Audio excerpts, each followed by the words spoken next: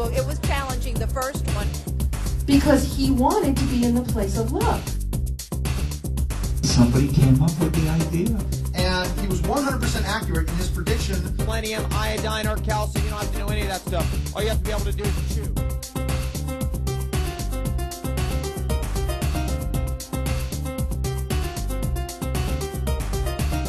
Thanks for coming. My name's Mitchell Rabin. Despite all of the confusion, I was beginning to wonder who I really was. But I'm beginning to come to myself right about now. I'm very glad you're here. This is called the GPS of consciousness. This is a very interesting way of measuring consciousness, by the way. This is hubbub. Exactly. I'm going to remember to say to Mark, I am not going to go in this room again because of the, you know, it's like 2 rooms for the price of 1. Just a word of my background. I have been a practicing holistic psychotherapist in New York for over the past 25 years and acupuncturist, and have been dealing with different kinds of healing technologies that have come along the way. Things such as radionics. Does anybody here know what radionics is? Has anyone heard of that? Raise your hand if you have. Yeah? Okay.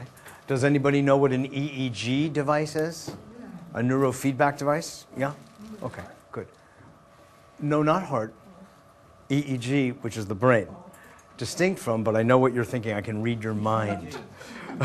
And your mind is, you're thinking of HRV, which is really heart rate variability, which is the other major way of measuring brainwave frequencies, but it's done from the heart because guess what? The heart has a lot of brain material in it. It actually has 30 to 40,000 neurons in it, and it is a brain. So when we say, ask your heart about what you should really do next, you know, check in. What does your heart say to you? This is not just some kind of comment loosely made in language. It's done, it's spoken, because the ancient wisdom knew that we could think literally with our brain. In the Chinese lore, it ends up that they don't even have a word for the head brain. They have a word Shen for the heart mind. It's one place, and all thinking is thought to take place in the heart.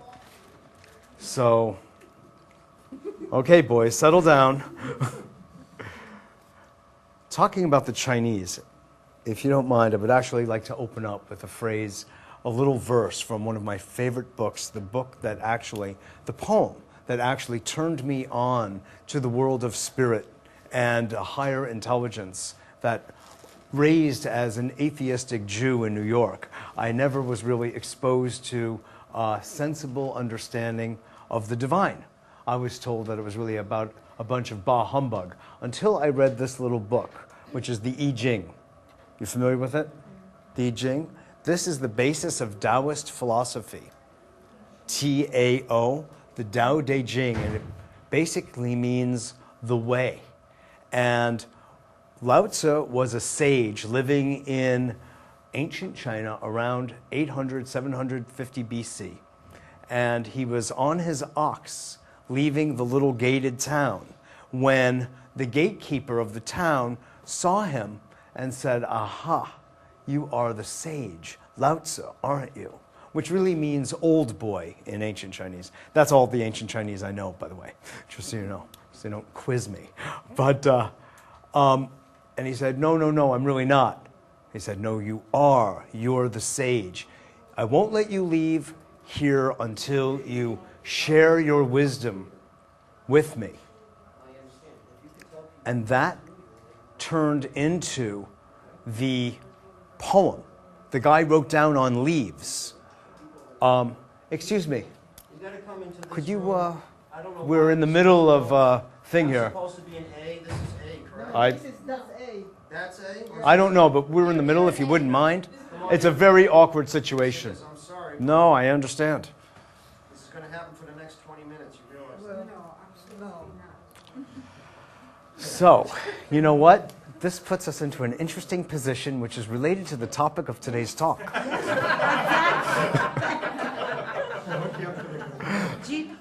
This is called, what we have here is the release meter. And guess what you get to do when you use it? Exactly. So we're going to be testing each and every one of you as people walk by. We'll see what our reactions are. So anyway, I will bring it around back to Lao Tzu, because this is beautiful ancient wisdom at, for me, its height. And there are higher now that we have quantum physics, but for the ancient teachings, this is so beautiful. And this actually, reading this, was responsible for the opening up, if you would say, my spiritual eye.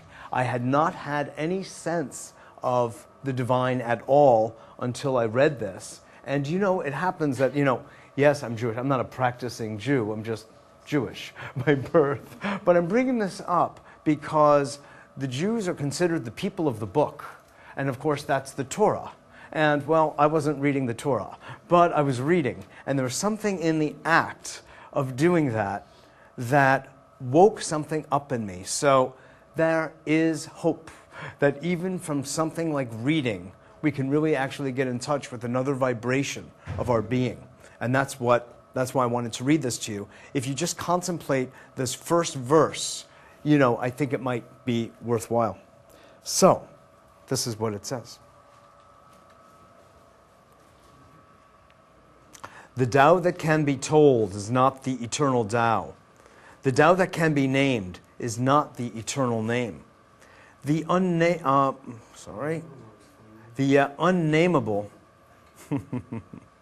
yes, release. The unnameable is the eternally real. Naming is the origin of all particular things. Try to listen to this in a sense with your heart. Free from desire, you realize the mystery. Caught in desire, you see only the manifestations. Yet mystery and manifestations arise from the same source. This source is called darkness or emptiness. Darkness within darkness, the gateway to all understanding. Now it sounds dark, doesn't it? But it's actually not, because in the ancient traditions, it is understood that what is considered dark or empty or the void, whether we get it from Zen or Chan, or if any of you heard, I haven't told you much about myself, but if you go to my website, abetterworld.net, an interview I did this past week with a physicist from Hawaii named Nassim Haramein. Do any of you know him? He has taken what Einstein was teaching and has gone to the next step in proving mathematically the unified field theory. It's really fascinating stuff. And if you go to abetterworld.net, it's on the pamphlets that I gave out to you, and go to A Better World TV and Radio, you will be able to get a free download of this interview I did with him. And one of the things he talks about is that within every single, and one of his major breakthroughs in physics, is that in every single, forget cell, every atom is a series of dark holes. And it is just, that is the place of our true fundamental intelligence. It comes through in what is considered emptiness. So when Lao Tzu refers to darkness upon darkness or darkness in darkness, what he's really suggesting is the higher intelligence that is inside us all.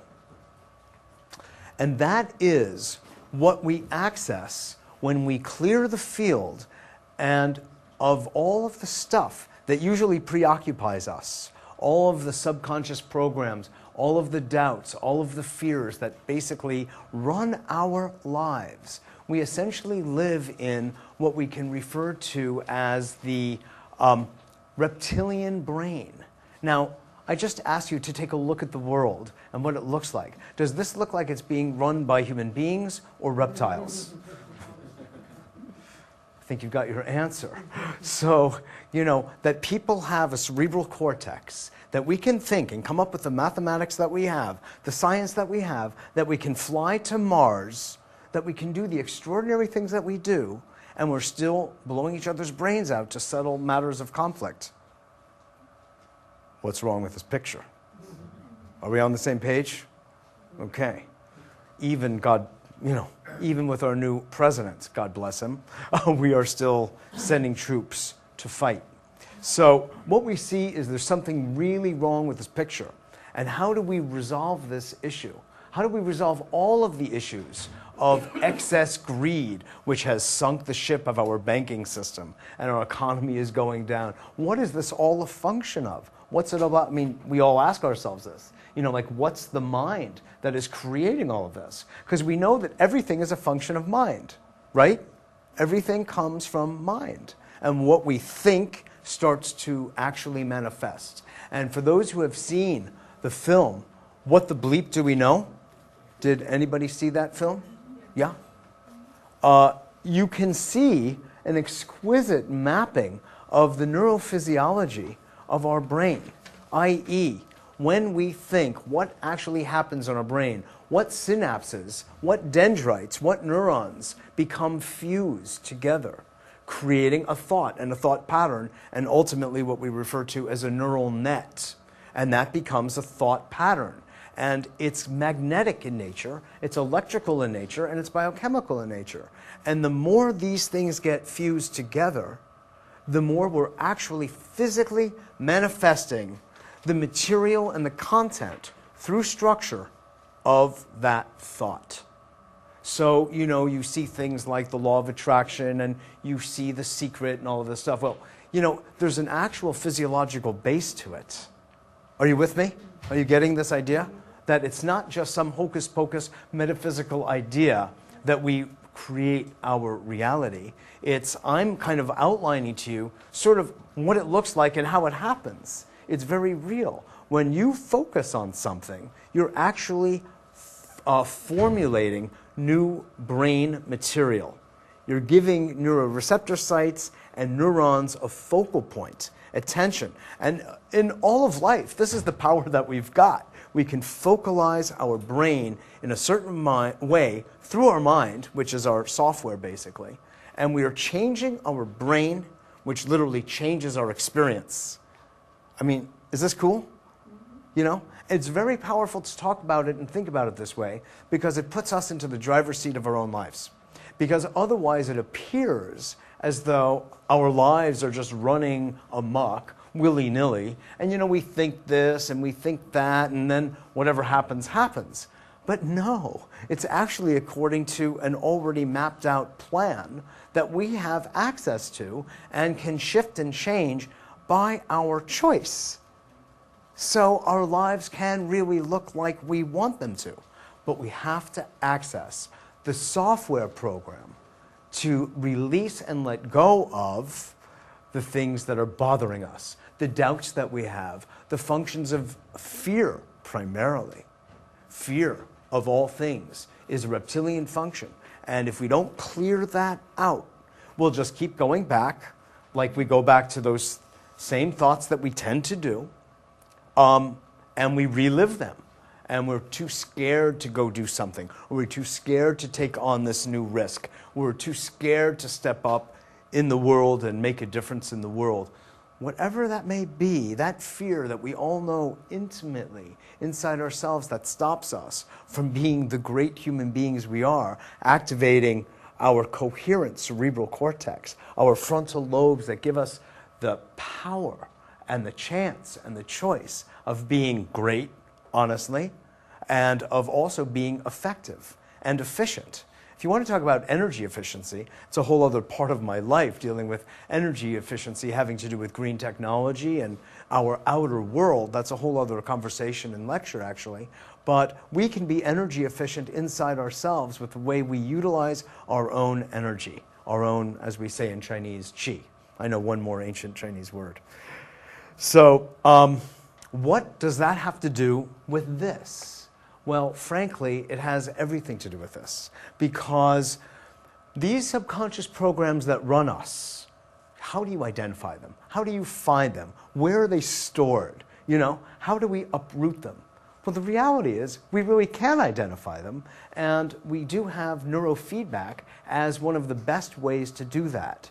Now, most neurofeedback devices are pretty hairy-looking things. You're best off being a neuropsychologist to operate it and to read the data, because it's pretty complicated, and these machines go from anywhere from, you know, $5,000 to $7,000 on the very low end, up to $50,000 and $60,000. So, anyone here have one? Nobody? Who am I hanging out with here? Anyway, just playing. This is designed actually for home use. It's not really a clinical device or unit, but there are people, I have chiropractors and nutritionists and healers of all sorts that are using this in various places across the country. Network chiropractors in Boulder, Institute of Noetic Sciences, if any of you know Dean Rabin, one of their senior scientists. I was just up with him in Petaluma in January, and he's using one of these for his ESP experiments. It's really fascinating stuff. Now, why would he be interested? Because EEG devices are really messy apparatuses. They require a gel to act as a conductive material to the brain. You have to put all... Did any of you see, what is it, Cuckoo's Nest? Something flew over the cuckoo's nest? Ken Kesey, One Flew Over the Cuckoo's Nest. Right, exactly, thank you. Did you see that movie? And if you haven't, oh, you've got to. I mean, it's an old classic. And who's in it? What's his name? Jack Nicholson. Oh my God, he's a great kook. It's brilliant. It's a Ken Kesey, who wrote Electric Kool-Aid Acid Test. Am I dating myself? Okay, anyway, this is really good stuff. Anyway, they hook him up to an EEG device, and they have to stick it in gel, and women love it. It's great for your hair. You know, it's really a messy, it's just an unpleasant experience. So a friend of mine devised an easy-to-use way to get that really beautiful data of the stress responses that we all have to varying aspects of our lives. Now, does anybody here have any possible kind of issue with their mother? No, nobody? I didn't think so. Your father?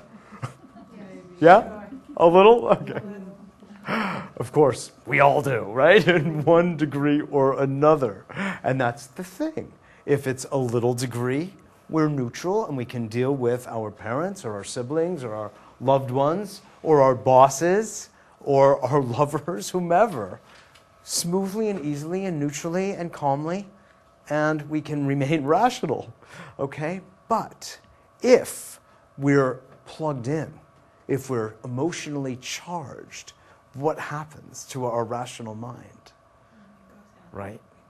If we're reactive. Now, I myself happen to be particularly sensitive to sound. So when that's going on, you know, I start feeling myself going, oh, you know? I go reptilian. You know? That's me. And other people don't even notice. What? You did very well. I did thank you so much. I've been practicing. And that's the way it goes. Practice makes, you know, near perfect. So this is an opportunity, and I will demonstrate it, and we'll get to see what a person's brain looks like, if you will. Their stress responses when we take a look at the various aspects of their lives. And inside this software program is built a series of audio files just to push your buttons. I know that sounds awful, doesn't it? But in fact, that is what we need as human beings to move off the dime into the next space. Now, the NewLIFE Expo is a wonderful place. Mark Becker is a very old friend of mine. But there tends to be this idea that you can be spiritual without dealing with your stuff. You know, that you can just go into a deep, beautiful state of meditation. But if one does that and doesn't actually deal with the issues at hand, which is truly the basis of all real spiritual practices, the tough stuff, the nitty-gritty of our lives, you're really going on a fantasy, journey, escape, vacation And it's nice. I recommend it to everybody. But it's not really where, the tire meets the road for advancing spiritually in the true sense.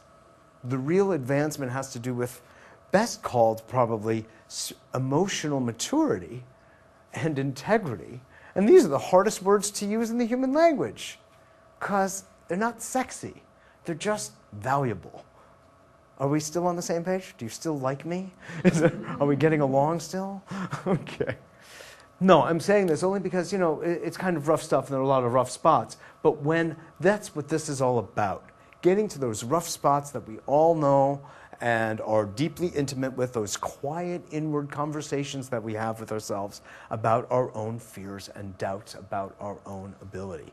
Or, on the other end of the spectrum, our intense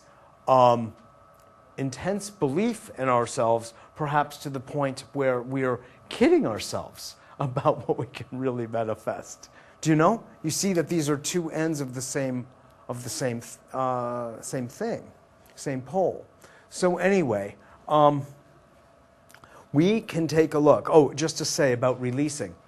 In those audio programs, there is a topic of each program having to do with the things that I've stated, such as, one's mother or father, or a sense of confidence, or siblings, or dealing with pride, or confidence, or money.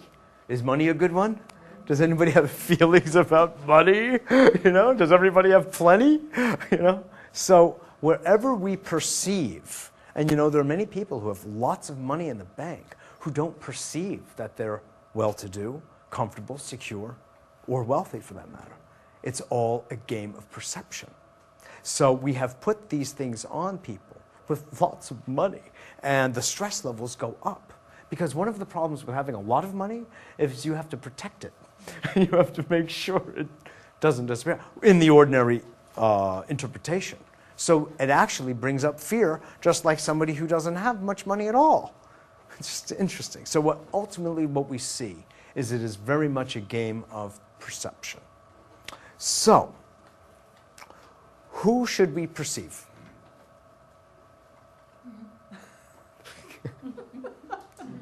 We need a volunteer. Someone who is closely affiliated and near in proximity to the computer. You want to do it? Okay. All right. You don't think I talked you into that, did I? Okay. Now, this is where I would love for you all to gather together, and I'll show you what this looks like. First of all, for those of you interested, the sensor is right here. Now, in most EEG devices, we'll make room, I'll get out of the way. This is the thing that sits on the forehead, on the frontal lobe. Well, we've got to get your hair out of there. What's your name? Evie. Evie? Evie, okay. And so this is a ground, so we attach that to Evie's ear. And now,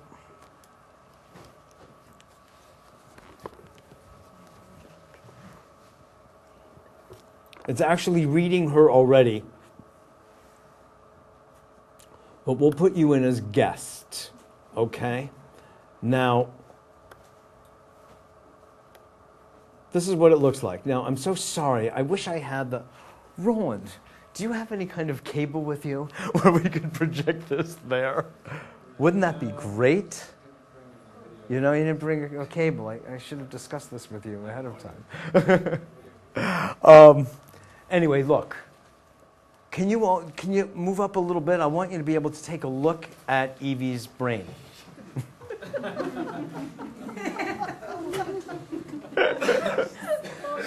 And, this is the most fun you can have with your clothes on, Okay, so I will interpret. What we have here is a random numbering system from 0 to 1,000, and the red shows high stress, all right, between, 700 and 1,000 is high stress. And, you know, this is a space where a lot of people live. And then here, of course, this kind of yellowish area is mid-stress, okay? It gives a high of the session so far of, at this point, 750, and a low of 523. Now, the green tends to correspond with alpha, which I'm sure everyone has heard of, right? The alpha state, where many psychologists, Davidson among them, have studied, for instance, the Tibetan monks, and they have shown that they can produce high levels of alpha and low alphas of both levels of alpha, theta, and delta, which is that state that we generate, brainwave state, when we're what we call in deep sleep. And we need that vibration, if you will, and it's measured in hertz, so it's a form of sound, interestingly. We need that to regenerate. That's where we get our strength for the next day. That's where the place of rejuvenation in our mind and literally in our brain. So, Evie, if you try to start... I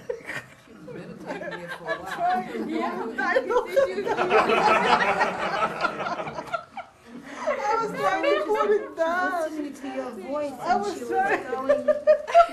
See, we can measure hypnosis. Wow. Pretty cool, I huh? was trying to put it down. All of a sudden, And you are beginning to something. feel very, very relaxed.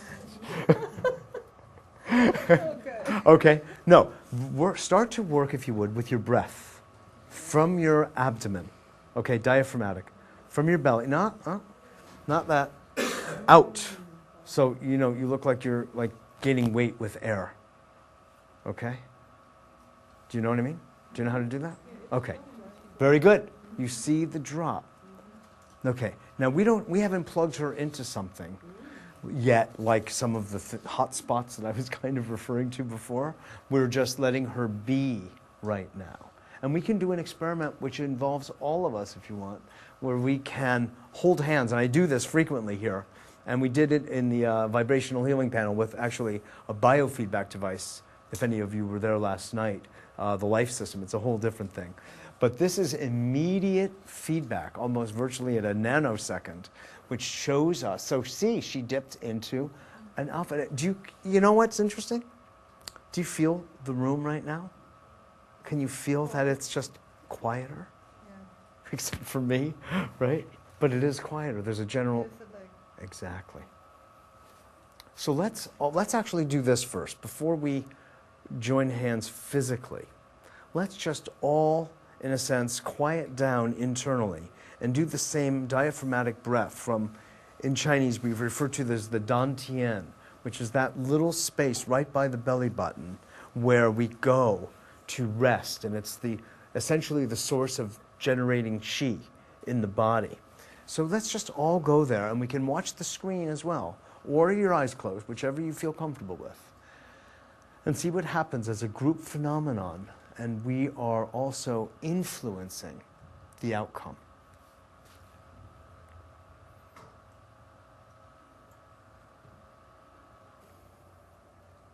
Okay.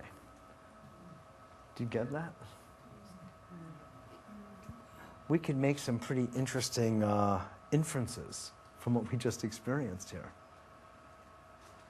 We can do it simply through a group mind that is influencing the field, which Evie is in, of course, as we all are. And the waves, the brainwave activity of each of us becoming increasingly coherent is affecting hers. So we've created, in a sense, a group mind having no particular goal this moment except for relaxing and letting go. And we're generating, you saw what it was like before, right? Yeah. You saw it was up there. When you said something, it went up. That's right. Fast. That's right. When I said something that triggered you, okay? And that's the game we're playing. We can go into, now I'm going to stop this for a moment. Does anybody have any comments about what you just experienced or what you just saw? What's great about it is that you can literally measure it, because you think about it all the time during the day. Oh, am I really stressed? Am I stressed? You know, it's Exactly. you truly are. Exactly. Where's my iPhone? We're planning to get this into the iPhone. We're not there yet. Oh, that'd be cool. But can you imagine having a real-time stress sensor where you can be in the real world, like here, you know, and measure what's going on? You know, you're about to go into a meeting with your boss. You know, you're about to meet the girlfriend who you're just breaking up with. You're about to go meet your father in a situation that's a difficult family, stressful situation. You know, whatever the real life, real world situation is. And then there's a whole other piece to the software which I didn't mention, which I'll show you now. See, let me just say, when I show you the next piece, there's a way to save all these sessions. And it will give you and we'll run through one. We can do a 2-minute one. And there are audio files, 54 audio files in here, which are each about a different hotspot, if you will, in most people's lives. And when we get to a point of planing in alpha, when we're dealing with the mother and the father and money and business and love and sex and everything else, guess what? Down here, you're a sage, okay? If you want to measure a person's real inner state relative to their spiritual and psycho-emotional development, it actually can be done. And yes, I've had different spiritual teachers and yogis on this. It's just kind of interesting what you see. It's maybe a little different than what is spoken about whomever. We can actually like cut to the chase and get there. Yeah. Are we, this is intriguing, are we measuring our field of depth on her? Or is this the field of all of us that you're measuring through her like a microscope? Right, good question. Well, it's really both. First of all, it's most directly Evie. And what I wanted to factor into the mix is when I asked, first of all, it was her. And we got some readout of her alone, right? This was not conducted like some kind of strict scientific experiment, of course. But first we all had some sense of what her level was. And then I asked all of us to quiet down and to gather. And then, at that point, we noticed it started to come down, down, and stay down. And you can look at it. You know, it disappears over here, of course. But it stayed low. It stayed in alpha. And that's because of our collective intention and actually action. And we're not stressing her out either. We're not, no. We could do it the other way, right. We could go the other way. Now, if we got into a sufficiently deep, coherent state, they could be going back and forth, you know, with bells and whistles. And we'd be, hey, how are you, man? Okay? I mean, that's like when somebody is in a so-called yogic state, you know, a higher state of consciousness. They're just there, and the outside world just does not influence us in the same way. We become more centered. Is this cool? 10 minutes. On a Great. flyer, a TM flyer. Yeah, TM flyer? Maharishi, the flyers, the fragment coherent types that are coherent enough to fly. Now that you understand what we're doing, whoever hasn't signed this, why don't you sign it? Did your friend sign this? Great, thanks. Oops. And because this is the kind of stuff my organization called A Better World does. And the radio show that we have, the TV show, I'm on the air, I've been on the air every week on television since 1993. Roland has been one of not only my dear friends and supporters, but editors of many of the shows. In fact, a whole series that I did in India with a particular spiritual teacher known as Sri Bhagavan, who gives Diksha. And it's a whole big thing that took off got very popular here. So glad to have you. I hope to talk to you sometime. Okay. These are the kinds of things we do, and we have these kinds of things on the website at abetterworld.net, and I hope everybody got one. But I'm gonna, oh, see now, every so often, there's a battery in here to preserve the battery. There's a little on switch, and you'll notice it got back. Now I'm gonna show you, we're gonna do one more thing, and then we'll talk and have a little Q&A. I'm gonna bring you into the courses that I told you about. Here, let me make sure that the audio is up for this. Okay. Now we're going to have to be kind of quiet so we get this. Here is called the Abundance Course. Does anybody know the work of Lester Levinson? Lester Levinson. Nobody's heard of Lester? Lester, has anyone heard of the Sedona method by any chance? You have? Okay. He originated the Sedona method. Lester was a nice Jewish physicist, engineer from New York City. And back in 1952, he had his second massive heart attack. And the doctor said, I'm sorry, but Lester, go home and get your things in order because you've got 2, maybe 3 weeks to live. Sorry. Then they didn't have transplants and all of this stuff, and it was just like, it was over for Lester. Lester said, I'm too scared to die. I'm too young. I'm 42 years old, and I'm scared. I don't want to die. And he said, all the learning that I have done in my life, all the knowledge, all the books I've read, what good are these if I'm facing my own death and I can't do anything about it? What's this about? So he said, look, I am a scientist, and somehow or another, I got myself into this mess. I'm going to get myself out of this mess. I created it. I'm going to uncreate it. What he found was when he did an inventory of his own psyche, his own feelings and emotions, he saw that he was really pissed off. He was very angry at a lot of people in his life. Unresolved anger. He was sad. He was disappointed. He was fearful. He said, you know, those people that I'm angry at, they don't even know I'm angry. I'm sitting here on my apartment on the Upper West Side, suffering like mad, swearing at them under my breath, and they're out on their boat or riding their bike, and they don't have a clue that I'm so upset. Who's suffering?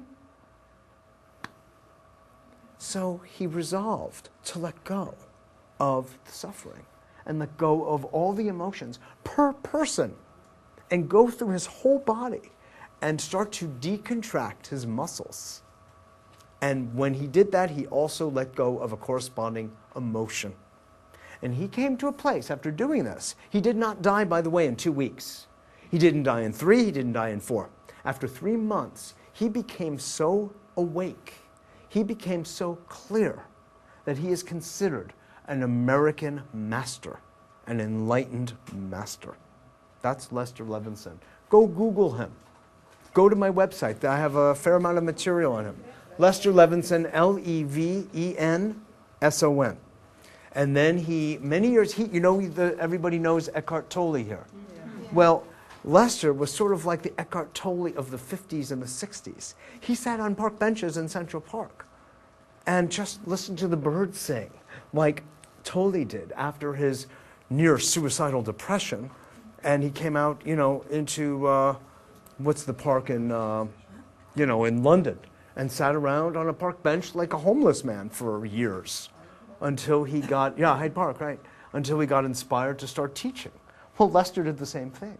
Talk about manifestation, like we were talking about before when I was talking about the neural nets and creating dendritic neuronal relationships inside the brain. They said he always had a parking spot everywhere he went in New York City. Why? He had the thought of it, and all of a sudden someone needed to leave that spot right in front of where he was. Lights turned green wherever he was. He became a multimillionaire in relatively short order simply through his clarity of mind and being, and there was no subconscious interference. That's what we're dealing with. Is this cool? I mean, this is sort of the stuff of life and what we want most. To have, you know, the diamond of our lives that we really want to behold and have on any level. Material, spiritual, you name it. Emotional, the love that we want most, you know? And what are the obstructions to that love? So, we're going to just do a quick little experiment, and we're going to do one called resistance, because we all have a little bit of resistance here and there in some pocket of our psyche or another. So we're all going to listen to one of Lester's main students. There are two main students, Hale Dwoskin, who runs the Sedona Method out of Sedona, and Larry Crane, who is out of LA, both originally New Yorkers. And you'll hear the South Bronx accent. But in short, we'll all go on this ride with you, Evie, okay? And stuff will start to show up, okay? So it's just 2 minutes, so let's all tune in and get it, okay?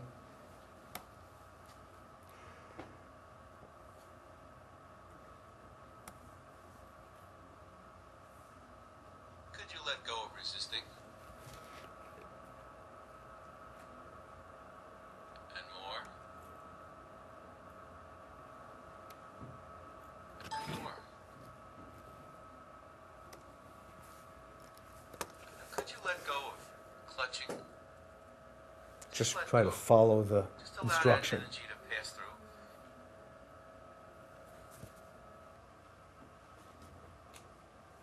And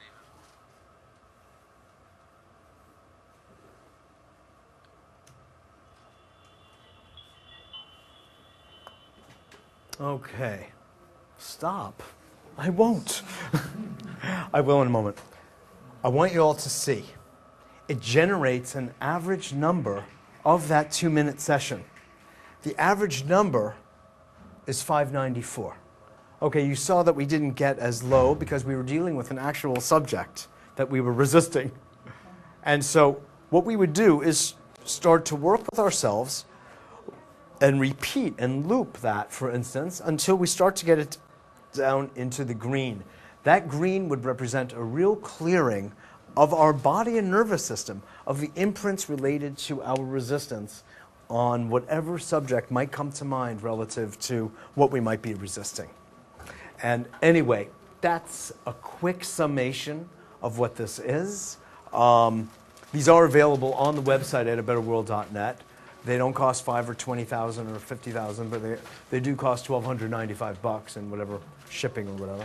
But these really happen to be a tool that you can use at home for monitoring and managing one's stress. And when you let go of that stress, you're literally becoming yourself, becoming connected to your authentic self. And if these numbers come down and you can get yourself into lower green, you're literally changing your nervous system. Now, I will just say something about rejuvenation and youthing, which is a big subject in our day, you know. The ends of the chromosomes are called telomeres. Maybe some of you know that.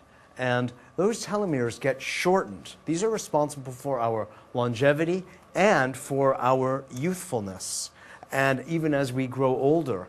And when those telomeres, through stressful, ongoing stress, get shortened, our lives get shortened, and our aging becomes more rapid. If the process of the shortening of the telomeres is reduced, everything changes. I'm really 92 years old. Okay, joke aside, but I'm just telling you that this is the importance of dealing with stress. It shows up on every single level of our lives. So anyway, thanks for coming. I so appreciated your riveted attention. It was beautiful for me, and thanks. Just so you know, at the Meta Center on April 22nd, take one of these